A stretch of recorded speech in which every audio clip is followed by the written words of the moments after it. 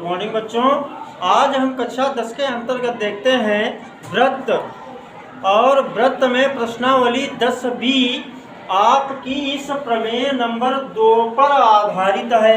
तो यह एक बहुत ही महत्वपूर्ण प्रमेय है बेटा, इसको हमें सिद्ध करना होगा, इसको कंप्लीट रखना। बोर्ड परीक्षा में आने के इसके ज़्यादा से ज़्यादा चांसेस हैं।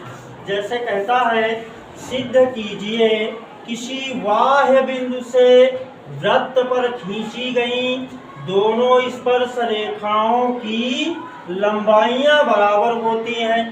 केवल हमको इतना लिख के दे दिया जाएगा, चित्र हमको स्वयं बनाना है। ये हमारा ओ केंद्र वाला एक वृत्त हो गया, और इस वृत्त पर बाह्य बिंदु मतलब वृत्त के बाहर जो बिंदु है उसका नाम है P। P से एक PA स्पर्श रेखा हो गई और एक PB हो गई। तो कहता है सिद्ध करो PA और PB की लंबाई बराबर है। PA और PB की लंबाई बराबर है। तो सिद्ध करने के लिए हमको पहली हेडिंग डालनी होती है बेटा, ज्ञात है। मतलब हमको क्या मालूम है? हमको मालूम है बेटा ओ केंद्र वाले, ओ केंद्र वाले वृत्त, ओ केंद्र वाले वृत्त पर बाह्य बिंदु मतलब बाहरी बिंदु, बाह्य बिंदु का नाम क्या है बेटा? P। बाह्य बिंदु P से कौन कौन? PA और PB, PA और PB, PA तथा आपको लिख देना है PB स्पर्श रेखाएं हैं, स्पर्श रेखाएं हैं। इतना हमको लिख देना है। ये बात हम जानते हैं या हमको ज्ञात है या मालूम है। अगली हेडिंग हमको डालनी होती है बेटा, सिद्ध करना है, सिद्ध करना है। हमको सिद्ध क्या करना है? सिद्ध करना है कि PA और PB बराबर हो, PA और PB बराबर लानी है, PA बराबर PB। हम सिद्ध कहाँ करते हैं? उसके लिए हेडिंग डालते हैं उपपत्ति, उपपत्ति। अब उपपत्ति में देखो बेटा, हमको यहाँ दो त्रिभुज दिख रहे हैं। पहले का नाम POA, ऊपर वाले त्रिभुज को मैंने अलग मान लिया, इसका नाम दे दिया POA। तो बच्चा हमारा यहाँ पे लिखेगा त्रिभुज POA, तथा एक नीचे भी त्रिभुज बना है, नीचे वाले का नाम POB।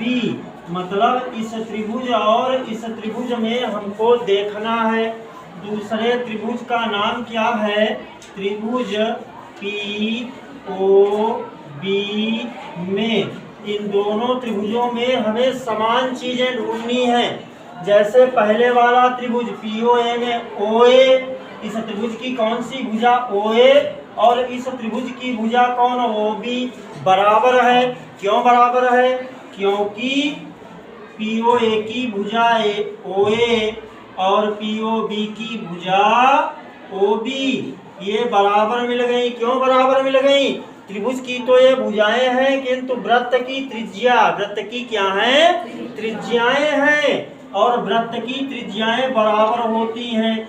चाहो तो आप लिख लो, वृत्त की त्रिज्याएं बराबर होती हैं, वृत्त की त्रिज्याएं बराबर होती हैं। देखो पहली बात हमको मिल गई, वृत्त की त्रिज्याएं बराबर होती हैं।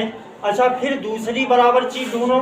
दूसरी देखो OP, इस त्रिभुज के लिए भी एक भुजा है और नीचे वाले के लिए भी एक भुजा है। दोनों त्रिभुजों के लिए OP क्या है? उभयनिष्ठ भुजा है, मतलब दोनों त्रिभुजों की एक ही भुजा है। तो बच्चा हमारा क्या लिख देगा? OP बराबर OP दोनों त्रिभुजों की भुजा है। तो इसके लिए आप लिख दें क्या बेटा? उभयनिष्ठ, मतलब दोनों के लिए। उभयनिष्ठ का मतलब दोनों के लिए उभयनिष्ठ भुजा है। अब तीसरी चीज हमको ढूंढनी है। तीसरी के लिए मैंने आपको सिखाया OA क्या हो गई त्रिज्या, PA क्या हो गई स्पर्श रेखा। त्रिज्या और स्पर्श रेखा के मध्य बना कोण समकोण होता है। तो यहाँ क्या OB क्या हो गई त्रिज्या, PB क्या हो गई स्पर्श रेखा।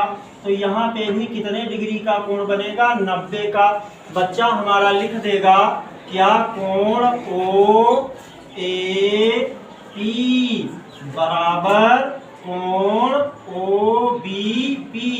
ये दोनों क्यों बराबर हैं, आप यहाँ 60 में लिख दें क्या कि प्रत्येक 90 अंश का है, प्रत्येक 90 अंश का है, इसलिए ये दोनों कोण बराबर हो गए। किन्हीं दो त्रिभुजों में आपको तीनों भुजाएं बराबर मिल जाएं तो साइड साइड साइड या भुजा भुजा भुजा के हिसाब से वो दोनों त्रिभुज सर्वांग सम होंगे। और यदि दो भुजाएं एक एक कोण बराबर मिल जाएं तो भुजा भुजा कोण के हिसाब से वो दोनों त्रिभुज सर्वांग सम हो जाएंगे। क्या हो जाएंगे, सर्वांग सम। तो इसलिए का चिन्ह लगाएगा बच्चा और लिखेगा त्रिभुज POA सर्वांग सम का चिन्ह, नीचे बराबर और ऊपर ये बेड़ा ये जैसा आप बना दें और यहाँ पे लिख दें त्रिभुज POB। मतलब ये त्रिभुज और ये त्रिभुज दोनों सर्वांग सम हो गए। और सर्वांग सम का मतलब है जिसके सारे अंग समान हो, सारे अंग समान हो या बराबर हो। और यहाँ दोनों त्रिभुज हैं तो इसका मतलब इसकी सभी भुजाएं समान हैं। तो हमसे जो पूछ रहा था कि PA और PB, तो इस दृष्टिकोण से PA और PB दोनों बराबर हो गई। तो आप नीचे लिख दें अतः PA बराबर हो गई बेटा PB के। अरे यही तो हमको सिद्ध करना था। इसके नीचे आप लिख दें इति सिद्धम, इसका स्क्रीनशॉट ले लें।